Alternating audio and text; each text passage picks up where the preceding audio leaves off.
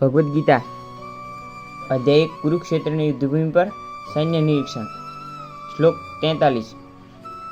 ઉત્સન્ન કુલ ધર્માણામ મનુષ્યાણામ જનાર્દન નરકે નિયતમ વાસો ભવતીત્યનું શુશ્રુમ.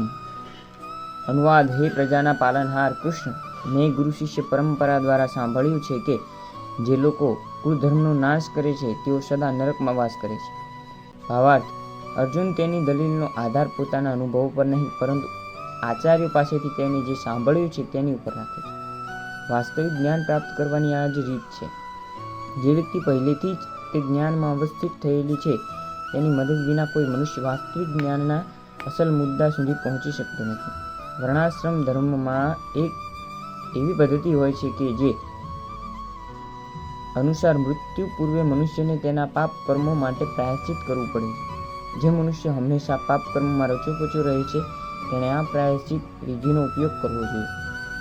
આમ કર્યા વિના મનુષ્યને નરલોકમાં મોકલવામાં આવશે, જ્યાં તેને તેના પાપ કર્મો માટે દુઃખમય જીવન વિતાવવું પડશે.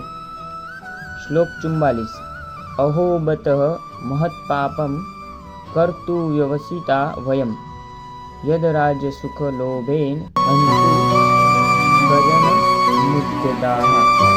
અનુવાદ: અરે આ તો કેવું આશ્ચર્ય છે કે અમે બધા મોટું પાપ કર્મ કરવા માટે રાજ્ય સુખ ભોગવવાના લોભવશ થઈને અમે સ્વજનોને હણવા ગયા. ભાવાર્થ: સ્વાર્થથી દોરાવાયેલો મનુષ્ય પોતાના જ સગા ભાઈ, બાપ કે માતાનો વધ કરવા અથવા પાપ કર્મ કરવા તત્પર થઈ જાય છે. દુનિયાના ઇતિહાસમાં આવા અનેક ઉદાહરણો છે, પરંતુ અર્જુન ભગવાનનો સચ્ચરિત્ર ભક્ત હોવાથી સદાચાર પ્રત્યે હંમેશા સજાગ રહે છે અને તેથી આવા કર્મો ન કરવાની કાળજી રાખે છે. જય શ્રી કૃષ્ણ.